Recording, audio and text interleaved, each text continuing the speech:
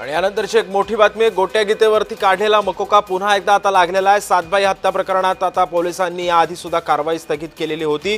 नितीन कावत यांच्यावरती काढलेला मकोका आता पुन्हा चढवण्याची वेळ आली आहे। परळीतील सातबाई मारहाण प्रकरणातील आरोपी गोट्या गीतेवरती पोलिसांनी पुन्हा एकदा आता मकोका अंतर्गत कारवाई केली आहे। या संदर्भातील माहिती आता जिल्हा पोलीस अधीक्षक नवनीत कावत यांनी आता दिलेली आहे। परळीतील सहदेव सातबाई यांना गंभीर मारहाण करण्यात आलेली होती, लुटमार सुद्धा करण्यात आलेली होती। यापूर्वी गोट्या गीते याच्यावरती लावण्यात आलेला मकोका सुद्धा रद्द करण्यात आलेला होता।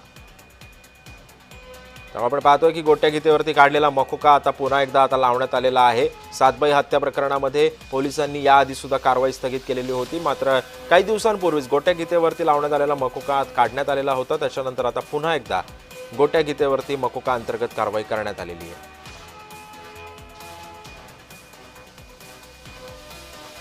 मकोका अंतर्गत आता जी कारवाई होती ती आता करण्यात आलेली आहे।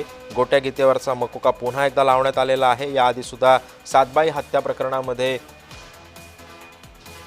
जो काही गुन्हा होता तो काढण्यात आलेला होता, मात्र आता पुन्हा एकदा